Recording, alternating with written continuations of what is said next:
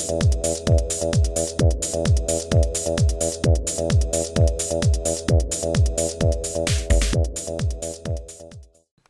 there folks, today I'd like to take a casual peek into the Souchaku Henshin series Masked Rider Hibiki action figure set from Bandai.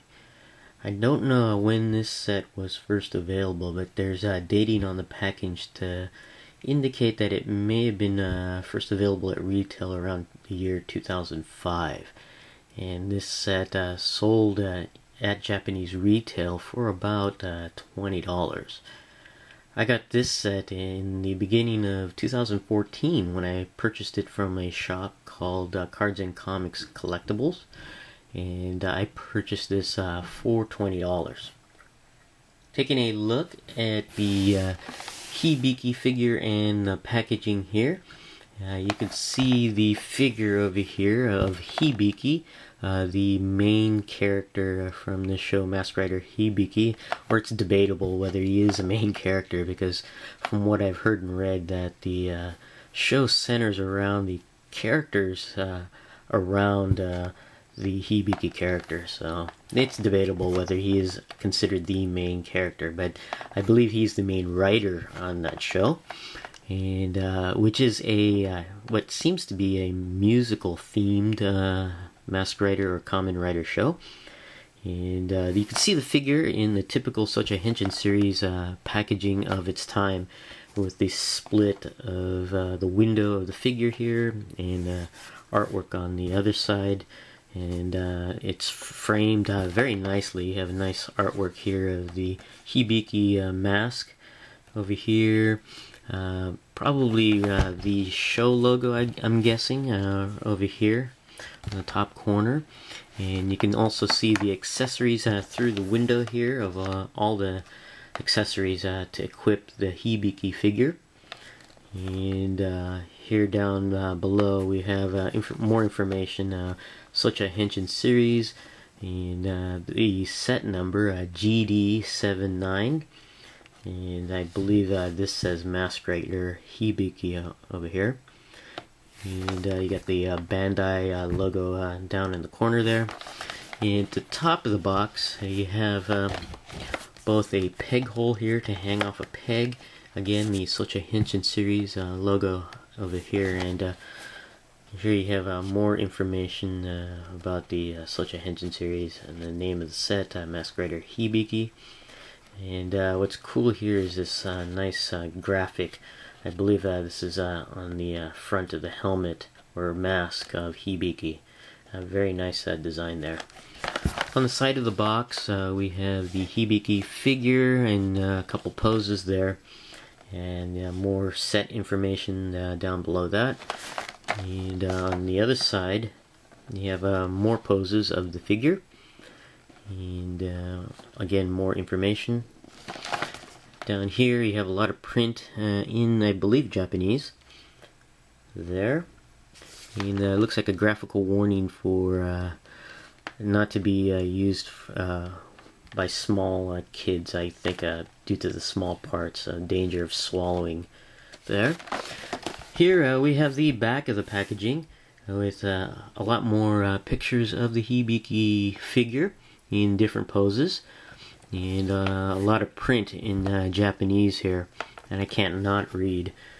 Again, I think this is the show logo there for Masked Rider Hibiki, and you got the Souchaku Henshin logo there, and some printing here. I'm not sure what it says, but it does have exclamation points there. And here in the insert picture here, you have what looks like all of the items included with Hibiki figure, which is pretty cool. And you got some profile or bio information of probably the main character there, or main writer, I should say. And you have more informational print down below. Now we'll be right back and have Masked Rider Hibiki out of the packaging. Okay, we have Hibiki and the accessories here out of the packaging, and before we take a closer peek at these, I just want to mention that as of the shooting of this video, I have not seen the Masked Rider Hibiki show yet, and I know very little about the characters and the show. From what I've seen, heard, and read, there seems to be some sort of controversy regarding the show. It's known that a little over halfway through the show, the majority of the production or writing staff were replaced by, I believe, Toei. And for Kamen Rider, that's very, very unusual.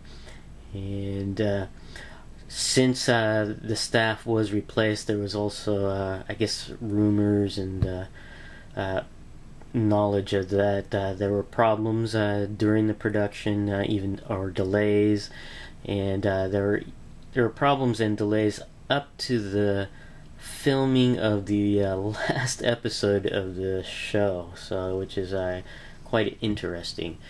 And there's a unconfirmed rumor that the staff was replaced due to viewership and low toy sales. So very interesting.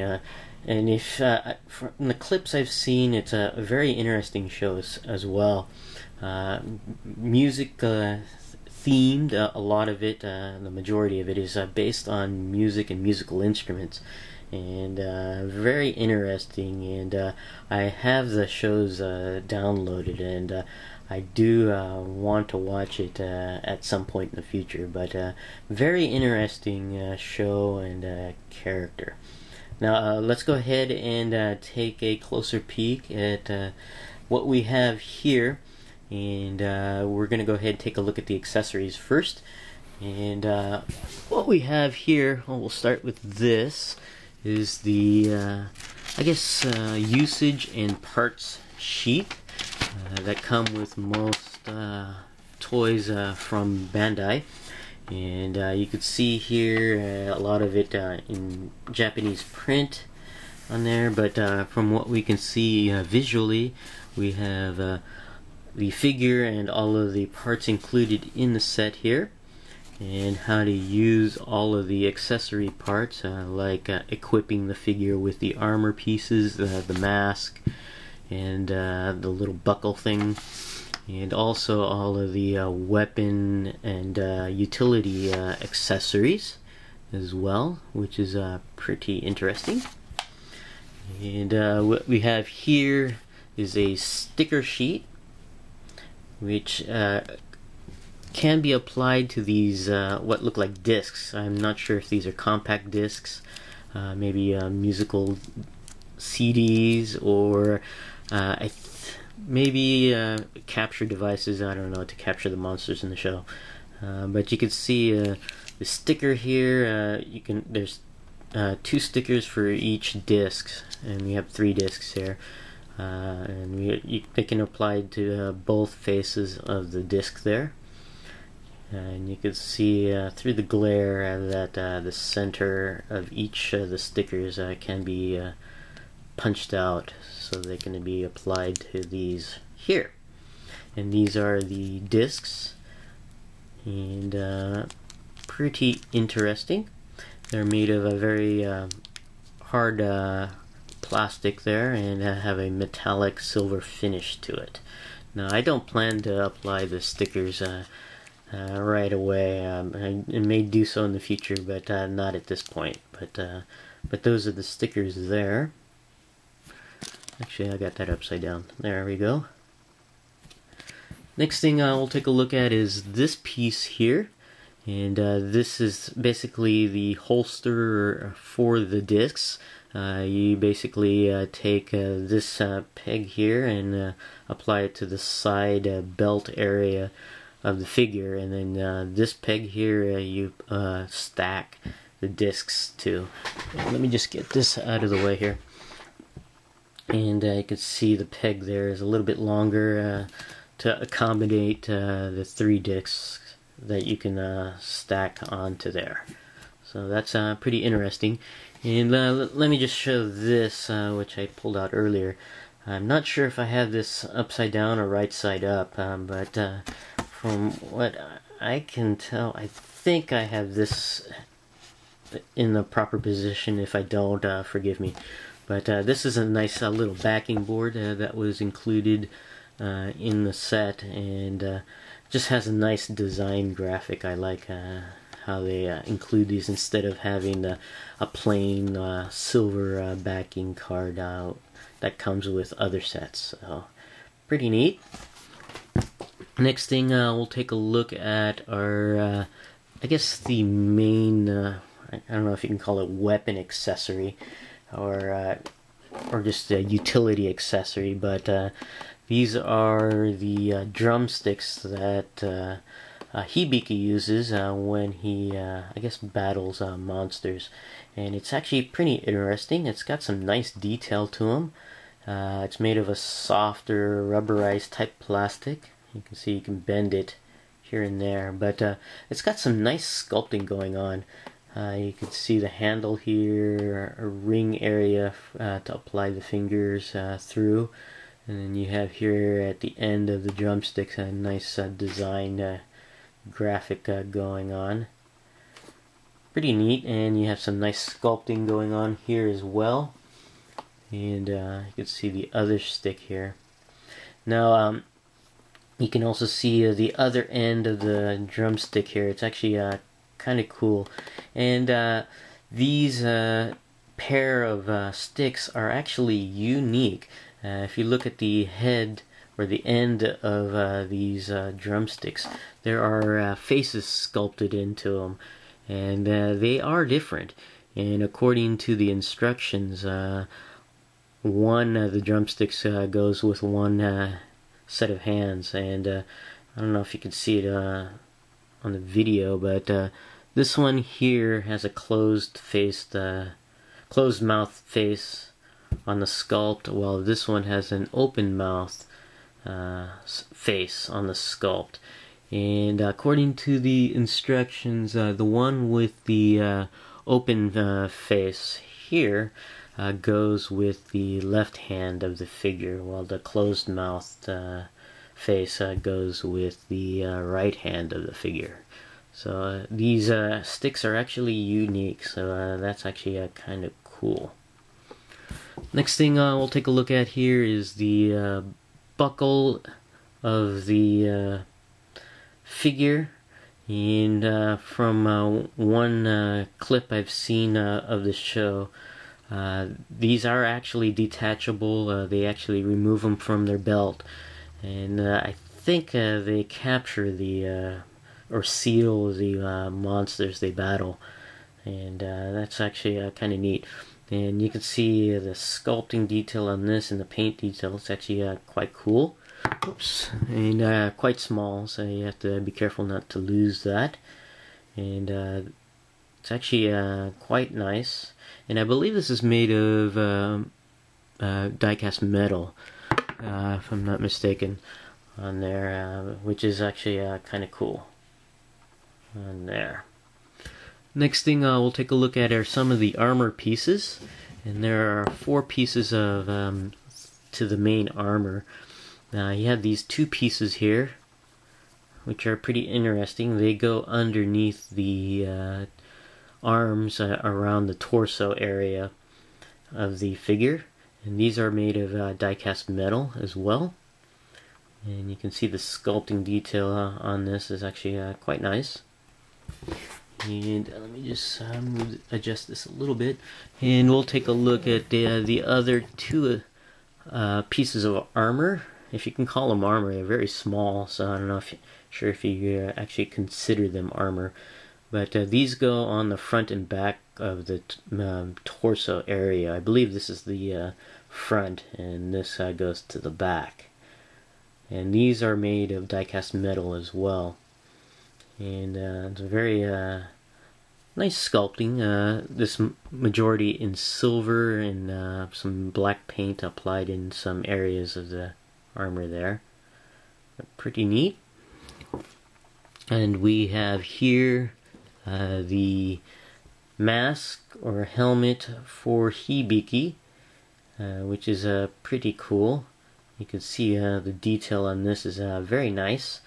The majority of the character's suit is in purple, and you can see the purple here. It may show up as blue on the video, but it's actually a deep purple, and it has I guess some glitter type paint applied to it as well. So it's kind of nice. And you can see also the other color for Hibiki's red, and you can see where it's applied on the helmet here, and it's actually kind of nice and very well done. No major bleed that I can see anywhere. And then you have the horns for the helmet here, which is pretty neat. And on the forehead you have a design sculpt of a face in gold, which is pretty nice. Now this helmet is comes in two pieces meant to be separated, so you can equip the figure with this helmet, and they're joined together by pegs at the top and bottom edges there. So that's kind of neat. And last accessory set of accessories we're going to take a look at is this what looks like a tuning fork to me. And I believe Hibiki uses this for his henshin into Hibiki, which is pretty interesting. And you can see this is made of a softer plastic, especially at the tips here of what looks like a tuning fork. And you can also see here a design of a face, very similar to what was on the forehead area of the mask, which is pretty neat. And then you have some nice sculpting detail for the grip area. And at the other end of this tuning fork, you have some nice detail going on as well. It's pretty cool. And then you have this peg here. I believe you can peg it to this side of the figure. And this version of the tuning fork seems to be some sort of retracted version of the tuning fork. Let me just compare these two here. You can see that. And I don't know if this is meant to swivel or not, because it looks like it's a separate piece that's pegged in. I don't know if it's glued in or not, so I don't want to mess with it too much, so I don't plan to do anything with that. And I believe this is the peg where you can hang this off the side of the figure as well, so that's kind of interesting. And then you have another peg here, and I believe the instructions indicate that you can put the discs on here as well. I think you're supposed to put only one on there. It's not as thick as the holster-like holder here, disc holder. You can see the differences on the peg size. So I believe only one disc is meant to be fitted onto this tuning fork. But some nice accessories to go with the Hibiki figure. And taking a closer peek here, we have the Hibiki figure unequipped. Now, one of the main things about the Souchaku Henshin line of figures is that you have the option to equip and dequip, I don't know if you can say that, or unequip the figure. So that's one of the main points of the Souchaku Henshin figures. You can attach armor pieces, weapons, and accessories, and all that neat kind of stuff. And you can see this here is the base figure unequipped, and it's pretty interesting. Of course, the one thing right away is that you notice is the pin head.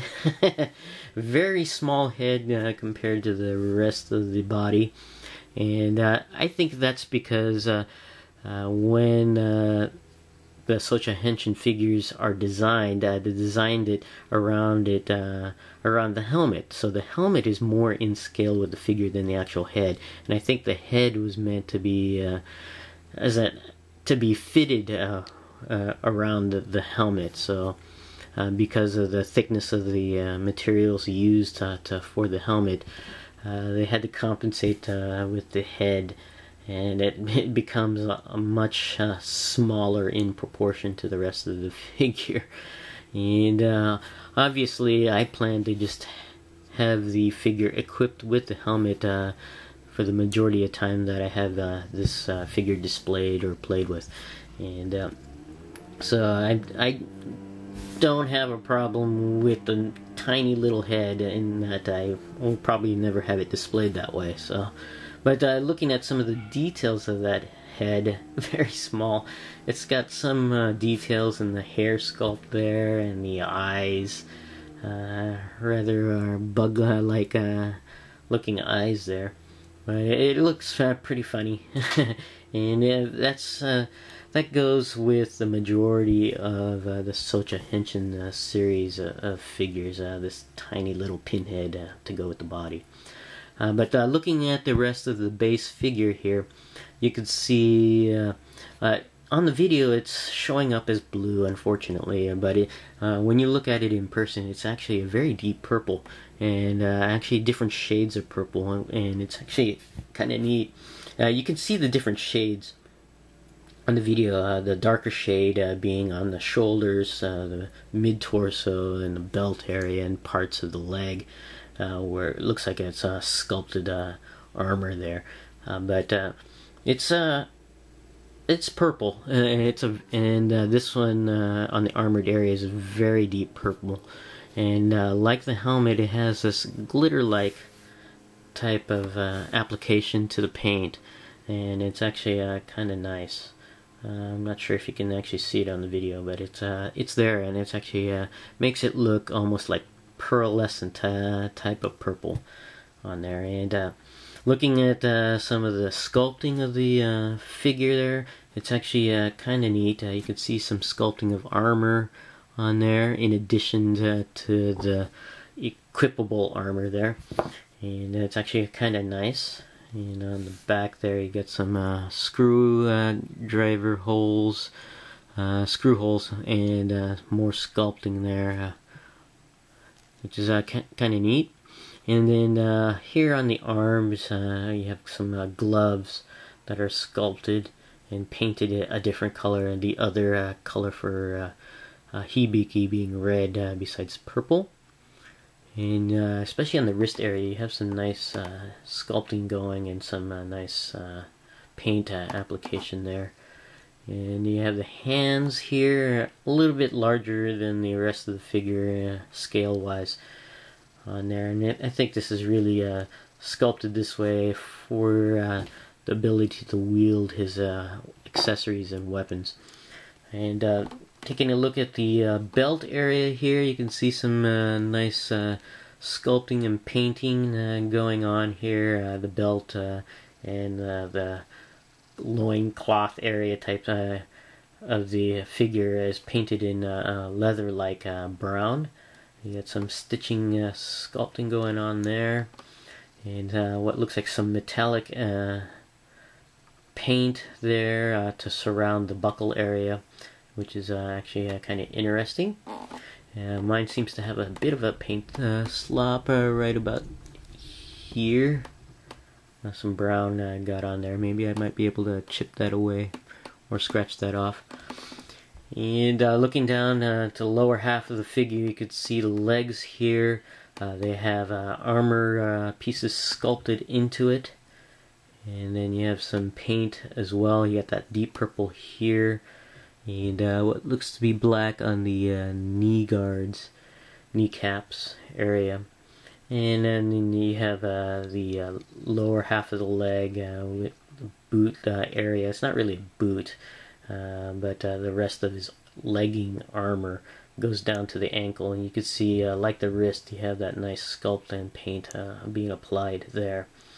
And then you have shoe wear there with some decent sculpting going on here. Now what we're going to go ahead and do is equip Hibiki with the attachable armor pieces, so we can have an armored final, I guess, form of this figure put together. And what we're going to do is attach the side armors here. I'm not sure if I'm going to have these in the right direction or not. I believe they applied this way. And we'll go ahead and apply this one here. And there's peg holes that you can just simply put that onto the figure. And go ahead and attach the front armor on there. And they just peg into place. And they seem to sit well on there. And go ahead and apply the back armor piece there. So we have the armor there, and we're going to equip the helmet. Basically just surround the head of the figure with the mask and just peg that into place. And what we're going to do is apply the buckle next. Hopefully I'll get this right side up. And place that into position there. And what we'll do is apply the disc holder. I'm not sure which side this is supposed to go on.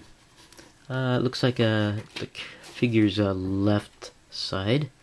So that just pegs into here.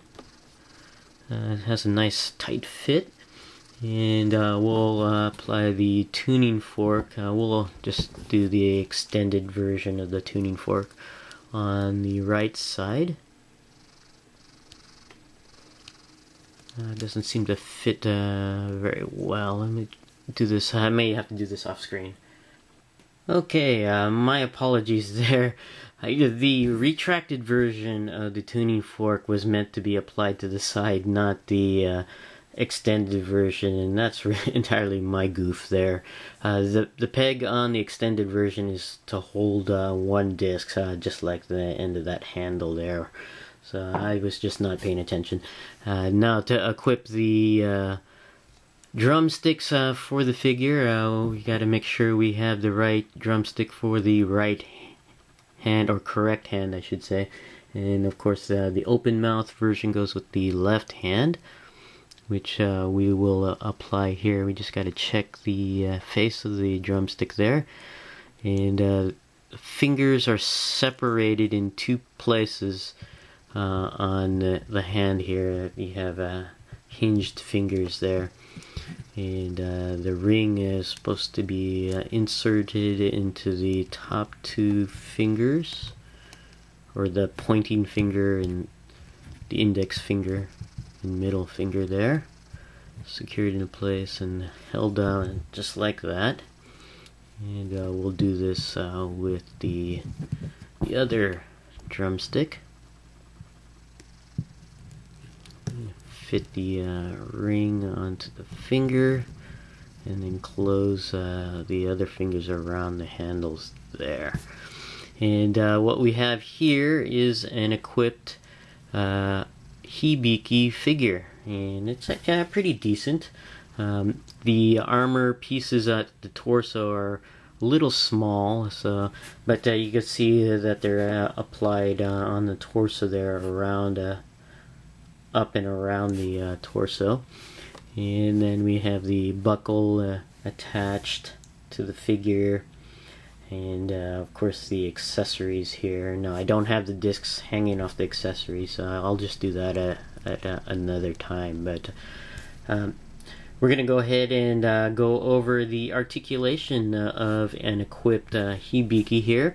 The head is on a ball socket joint at the base of the neck, so the head can go all the way around, as well as up and down a little bit. It's a bit hindered with the addition of the helmet, but it can go up and down slightly and side to side slightly. The arms are on multiple joints here. You have a ball socket in the shoulder, so that you can move the arm all the way around in this direction, as well as out and in on a hinge in that direction. And you can move it around slightly at the shoulder. There is a bicep swivel joint, so you can move the arm all the way around at the bicep area. And there are two joints at the elbows. One's a hinge and one is a ball socket joint, so you can bend the arm this far inwards and extend it out about that much, and you can also rotate the arm at the elbow, so that's kind of neat. The hands are joined at the wrist that you can move all the way around, and the fingers are in two hinges, as I mentioned earlier, and they go in. They open in and outwards on there. There is a waist joint that allows the figure to bend downwards slightly, not too much, up and back, as well as side to side, and not all the way around, but you can twist it around to a limited extent there. The legs are joined at the hip with a ball socket joint, I believe, and the legs can go upwards about that much, down and back about that much, as well as go out to the side about this much. There is a swivel cut just above the knee, allows the leg to go all the way around, and there are two hinges for the knee, so you can bend the leg this far back and extend it out to about that much. And there is a ball socket joint at the ankle that allows you to move the foot all the way around, as well as bend it up this much, downwards about that much, and you have some ankle pivot with this ball socket joint, so about this much movement and that much inwards. So overall, it's a pretty decent figure for Souchaku Henshin, typical, I would say, of a Souchaku Henshin figure, in that you have the ability to equip your figure and pose it in some pretty decent poses with a nice articulation on this figure. And I recommend getting it, especially if you're like what I'm doing, building a main rider collection, since the figure arts line, the one that comes after Souchaku Henshin, does not have Hibiki yet. So if you want a Hibiki figure in a figure arts line, this is your best alternative, since it's not offered through figure arts at this point. But it's still a pretty decent for Souchaku Henshin, and is a very decent figure. This is my casual peek into the Souchaku Henshin Masked Rider Hibiki action figure. Thanks for watching, and we'll see you guys next time.